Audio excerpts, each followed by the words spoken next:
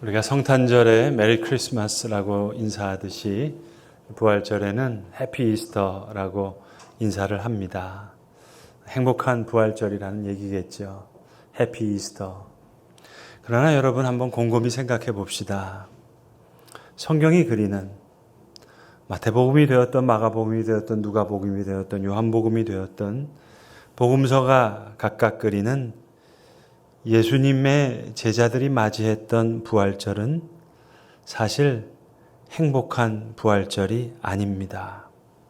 오히려 불안한 부활절, 그렇게 이름 지어야 할 것입니다. 이상한 부활절입니다. 불확실한 부활절입니다. 우리는 오늘 어린아이에서부터 예수 부활하셨다고 해피 이스터, 달걀을 나누며 기쁜 사건으로 모든 게 다 할렐루야 아멘인 것 같지만 사실 성경이 기록하고 있는 예수님 부활하시고 그 다음으로 이어지는 모든 이야기들은 사실로 대단히 두려운, 대단히 불안한, 대단히 불확실했던 그런 시간들의 이야기였습니다. 온갖 소문들, 살아나셨대, 누구에게 나타나셨대. 엠마오로 가던 두 제자의 이야기도 그렇고요. 우린 예수 부활 할렐루야 아멘, 오늘 하루 다 끝나는 것처럼, 그리고 내년 부활절에 다시 한번 해피 이스터 하면 되는 것처럼 여겨지지만 성경 속에 있는 부활의 이야기들은 사실 그렇지 않습니다. 부활의 진정한 증인이 되었던 베드로의 이야기도, 도마의 이야기도, 바울의 이야기도, 요한의 이야기도 그저 행복한 시간이었다, 해피 이스터였다, 그렇게 이야기할 수는 없는 그런 시간들이었습니다. 이 불안한 그리고 이상한 부활절이라는 주제를 우리가 잘 고찰해야 되겠습니다. 이상한 부활절입니다. 이게 도대체 뭐지? 헷갈리는 시간입니다. 누가복음의 부활절, 엠마오로 가는 두 제자를 만나시는 예수님의 이야기 속에 두려움 속에 떠는 두 제자가 있습니다. 눈이 가리워져 있다가 예수님 그들과 함께 식사하시면서 떡을 떼실 때 그들의 눈이 띄어진 거예요. 여러분, 그때 뗀 떡은 무교절이었기 때문에 그건 당연히 무교병이었을 겁니다. 누룩이 없는 그 떡을 떼실 때 그들의 눈이 열린 거예요. 누룩 없는 떡을 다시 떼시면서 그냥 밥을 먹은 게 아닙니다. 평소 먹던 밥이 아닙니다. 평소 먹던 떡이 아닙니다. 무교절에 무교병을 먹으면서 또 한 번의 무교절 만찬을 하시는 겁니다. 엠마오로 가는 두 제자는 두려웠고 혼돈스러웠고 모든 게 불확실해하는 그들에게 주님은 누가복음 24장 25절로 26절에 미련하고 선지자들이 말한 모든 것을 마음에 더디 믿는 자들이여, 그리스도가 이런 고난을 받고 자기 영광에 들어가게 할 것이 아니냐 하시면서 27절에 보시면 모세의 글들과 선지자들의 글을 여셔서 모든 말씀을 거기서 찾으셨다 말씀하셨습니다. 그렇다면 여러분, 예수님 과연 어떤 모세의 글을 여셨을까요? 어떤 선지자의 글을 여셨을까요? 이사야서 53장과 같은 고난받는 종의 이야기도 있겠고, 에스겔서 37장 같은 마른 뼈가 살아나는 그런 예언자들의 글도 있겠습니다마는 모세의 글들은 과연 어떤 글들을 여셨을까요? 출애굽기 33장의 이야기였을까요? 출애굽기 34장의 이야기였을까요? 긴 호흡으로 차근차근 살펴야지 이제 하루 해피 이스터 이렇게 끝낼 수 있는 이야기가 아닙니다. 이제 예수님 부활하셨으니까 오순절까지 많은 교회들이 이야기하는 것처럼 이제 기쁨의 50일이다 하는 교회들이 많은데요. 뜻은 이해하겠어요. 그러나 다시 한번 성경적으로 곰곰이 생각해 보세요. 제자들의 그 50일은 기쁨의 50일이 아닙니다. 불확실한 50일이에요. 이상한 50일이에요. 그리고 불안한 50일입니다. 요한복음의 부활절은 더 심각합니다.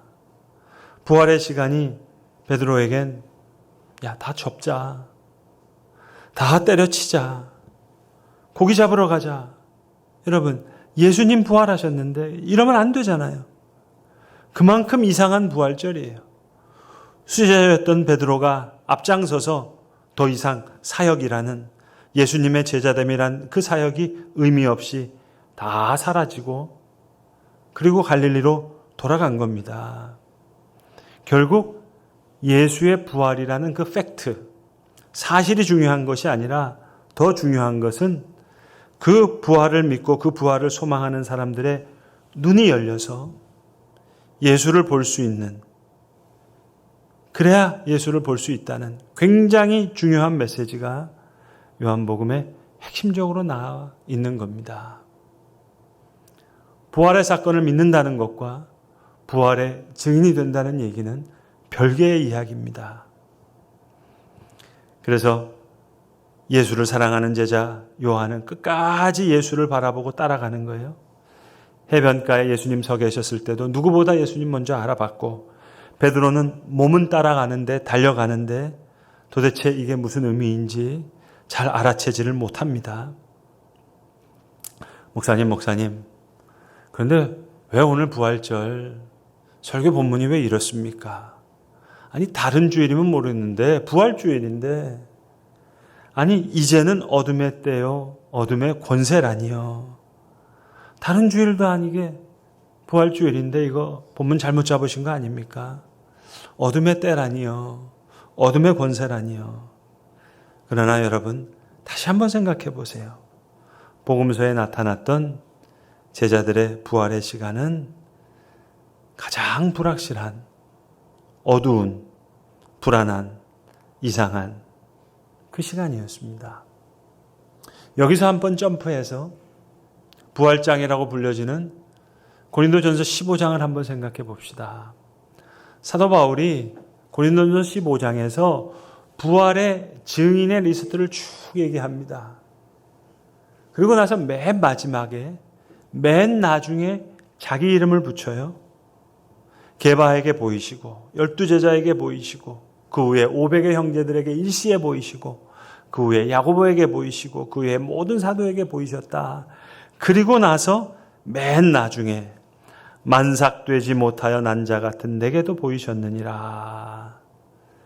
그럼 여기에서는 우리 좀 깊이 생각해 봐야 될 한 가지 문제가 있습니다. 여기 나와 있는 리스트 중에 다른 사람들은 다 예수님께서 이 땅에 계실 때 그 부활하신 모습을 직접 본 사람들이에요. 그런데 바울은 그렇지가 않아요. 바울은 예수님께서 이 땅에 계셨을 때 그 부활하신 예수님을 만난 게 아니에요. 맨 나중에, 마지막에 이 얘기가 뭐였을까요?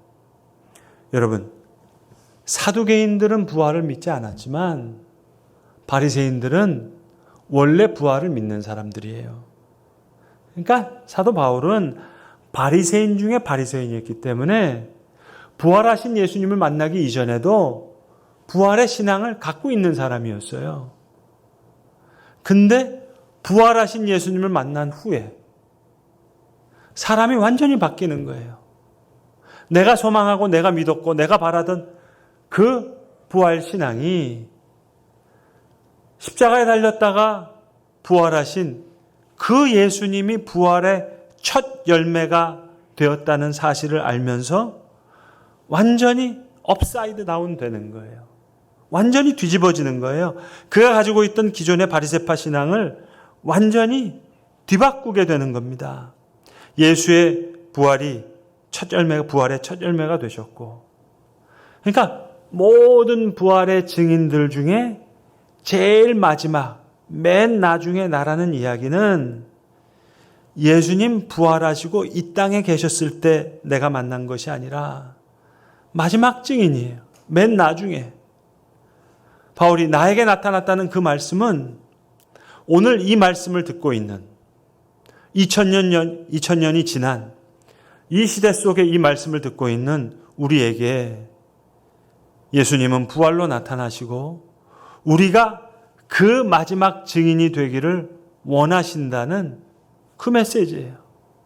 다음 세대에는 또 그 다음 세대의 그 사람이 마지막 증인이 되기를 바라시는, 그러니까 예수님이 부활하셨다는 그 부활의 사건을 믿는다는 그 믿음과 내가 부활의 증인이 되는 얘기는 It's another story.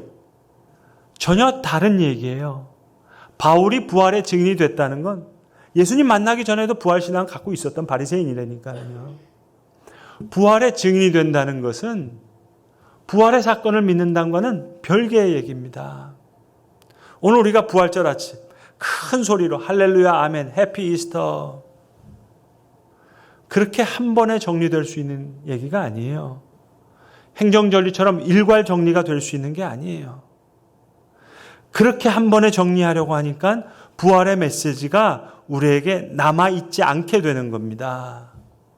부활은 그렇게 정리될 수 있는 게 아니라 하루에 홍해가 갈라지듯이 한 번의 기적으로 결정될 수 있는 게 아니라 부활의 증인이 된다는 것은 대단히 sophisticated된 매우 복잡한 이야기예요.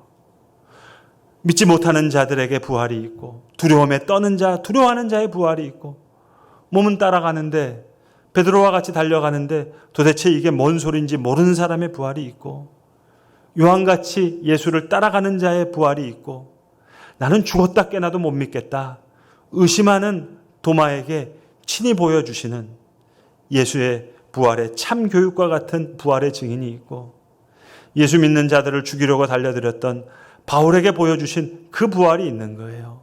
부활의 사건은 하나지만 부활의 증인이 되는 것은 다 달라요. 요한과 베드로가 다르고 도마와 바울이 다 달라요. 다 달라요. 내가 부활의 증인이 된다는 것은 It's another story. 전혀 다른 이야기입니다. 예수님은 이 모든 자들을 다 사랑하시는 거예요. 넘어진 베드로를 일으키시고 도마에겐 손을 넣어봐라. 그리고 도마에게 예수님 중요한 주제를 하나 가지고 얘기하시잖아요. 보고 믿는 자와 보지 않고 믿는 자란 주제를 가지고 말씀하시면서 보지 않고 믿는 자가 보고 믿는 자보다 복되다. 더 복되다. 우리와 같은 예수님의 부활 이후를 살아가는 사람, 부활 이후예요. 이 부활 이후에 불안의 시간을 살아가는 사람, 불확실함의 시간을 살아가는 사람, 두려움의 시간을 살아가는 사람, 부끄러움의 시간을 살아가는 사람 모두를 다 부활의 증인으로 삼으시기를 원하십니다. 출애굽기와 한번 연결해서 한번 생각해 볼까요? 홍해를 건넜어요. 점점 더 하나님의 은혜를 기억하면서 걸어가야 하는데 사실은 더 힘들어요. 광야의 길이에요. 불안한 길이에요. 어쨌든 불확실한 길이에요. 아직 시내산에 도착하기 전까지는 성막도 없어요. 하나님께서 이렇게 예배하라, 예배의 예식도 가르쳐 준 바가 없어요. 하나님은 여전히 그냥 구름기둥, 불기둥, 초자연적인 현상으로만 나타나셨어요. 도대체 이 하나님이 우리를 어디로 데려갈 것인지, 뭘 하시려고 하시는 것인지 모르겠어요. 이런 상황 속에 오늘 부활하신 예수님을 만난 제자들도 마찬가지예요. 부활은 하셨다는데 도대체 이 부활의 주님이 어디 계시는지 모르겠어요. 나타나셨는데 또 사라지셨어요. 여러분, 제자들만의 이야기입니까? 오늘 저와 우리의 이야기는 아닙니까? 여러분의 이야기는 아닙니까? 부활절 예배를 드리고 있어요. 부활절 헌금도 냈어요. 근데 잘 모르겠어요. 이것이 바로 예수님 부활하신 후에 마태, 마가, 누가, 요한 모든 복음서가 각각 전하는 이야기입니다. 해피 이스터, 할렐루야, 아멘. 그렇게 끝날 수 있는 얘기가 아니라 너무나 잠정적인 이야기예요. 이해가 되질 않아요. 부활하셨는데 또 사라지세요. 여기 나타나셨다가 또 저기 나타나세요. 예수를 만난 제자들은 분명히 영이 아니래요. 왜? 음식을 함께 드셨으니까. 먹으셨어요? 그런데 또다시 사라지시는 거예요. 엠마오로 가던 두 제자도 눈이 띄어졌어요. 그런데 예수님은 사라져서 안 보이시는 거예요. 그러니까 제자들 중에는 야, 이거 환상일까? 잘못 본 걸까? 그런 이야기를 하는 사람도 있고 서로가 서로에게 자기가 본 것도 믿지 못하는 상황인데 베드로에게, 야고보에게, 바울에게, 도마에게, 요한에게 한 사람 한 사람에게 주시는 부활의 증인 되게 하시는 그 메시지는 다 다른 거예요. 여러분, 이게 무슨 얘기겠습니까? 부활을 보지 못했던 우리 세대에게 남긴 메시지가 아니겠어요? 성경에 기록된 다양한 이야기, 부활의 메시지, 이것을 디딤돌 삼아서, 발판 삼아서 멀리 도약해보라고, 높이 한번 뛰어보라고, 주의 말씀을 통해 우리의 믿음이 도약하는 시간이에요. 그래서 오늘 본문에서도 예수님 검과 몽치를 들고 오는 사람들에게 하신 말씀이에요. 우리 주님의 말씀처럼 이제는 어둠의 때요, 어둠의 권세로다. 어둠의 시간으로부터의 부활, 어둠의 권세로부터의 부활, 고뇌하는 자에게의 부활, 걱정하는 자에게의 부활, 두려워하는 자에게의 부활, 마태, 마가, 누가, 요한복음, 부활에 대한 그들이 모두 기록하는 모든 것은 다 고뇌와 두려움이에요. 여러분, 여기에 대한 우리 예수님의 해결책은 뭡니까? 누가의 오순절과 요한의 오순절은 달라요. 요한복음 20장 22절에서 부활하신 주님이 제자들에게 나타나셔서 말씀하십니다. 그들을 향해 숨을 내쉬며 이르시되 성령을 받으라. 사도행전 2장에 나오는 성령이 요즘 말로 갑툭튀가 아니에요, 여러분. 갑자기 툭 튀어나온 것이 아닙니다. 부활하시고 제자들에게 나타나셔서 하신 첫 번째 메시지, 숨을 내쉬면서 성령을 받으라. 그 숨, 예수님의 숨, 예수님의 영, 거룩한 성령, 우리가 기다려야 할 성령은 그저 갑툭튀 성령이 아니라 예수님의 숨이에요. 하나님께서 예수님께 불어넣어 주셨던 그 숨, 하나님께서 흙으로 사람을 만드시고 그 코에 생기를 불어넣어 주셨을 때 우리가 생명이 되었던 그 영, 그 숨, 그렇게 오순절을 향해 갈 때, 홍해에서부터 영적 시내산까지 이를 때 부활의 증인이 되느냐 마느냐는 그때 결정되는 거예요. 홍해를 건넜다고 결정되는 게 아니에요. 부활절 해피 이스터 외침으로 부활의 사건은 믿지만 부활의 증인이 된다는 것은 주님께서 제자들에게 나타나셔서 숨을 내쉬며 성령을 받으라 말씀하셨던 것처럼 그 예수님의 숨을 받을 때 고뇌하는 자도, 걱정하는 자도, 두려워하는 자도, 부끄러워하는 자도 베드로처럼, 바울처럼 변하는 거예요. 도마처럼 변하는 거예요. 요한처럼 변해서 부활의 증인이 되는 겁니다. 그리고 여러분, 이 모든 사건은 우리의 예상을 벗어나는 다 예상 밖에 있는 사건이에요. 예수님의 십자가의 증인은 누구였습니까? 예수님의 부활의 증인은 누구였습니까? 제자들이 아니었어요. 제자들이 예수의 십자가와 부활의 증인이 된 것이 아니었습니다. 여인들과 아리마대 요셉이라고 하는 바리새인이에요, 여러분. 한 바리새인과 여인들이 준비했던, 제자들은 다 도망가고 가장 보잘것없는, 가장 별 볼 일 없는 사람들이 부활을 준비한 사람이 됐고, 그들이 부활의 첫 증인이 되었다는 이 사실, 이 모든 성경의 이야기들이 오늘 우리를 진정한 부활의 증인으로 초청하시는 겁니다. 사랑하는 성도 여러분, 부활의 증인이란 해피 이스터, 예수 부활을 내가 믿는다. 그와는 별개의 이야기예요. 홍해가 갈라진 것 같은 단 한 번의 기적, 단 하루의 일로 이루어지는 것이 아닙니다. 그래서 오늘 주님 친히 말씀하셨습니다. 이제는 어둠의 때요, 어둠의 권세로다. 이 말씀 속에 숨겨져 있는 우리를 부활의 증인으로 부르시기를 원하시는 우리 주님의 깊은 말씀이 있는 줄로 믿습니다. 기도하겠습니다. 아버지 하나님, 이상한 부활절, 불안한 부활절, 이 불확실한 부활절, 그러나 그 속에 주님의 제자들을 진정한 부활의 증인 되게 하셨던 하나님의 비밀한 섭리가 있음을 우리가 믿습니다.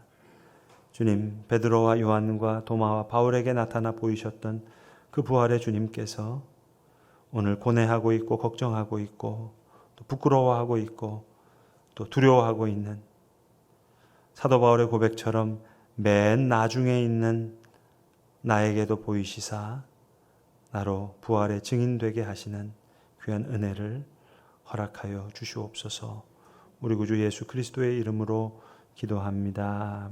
아멘.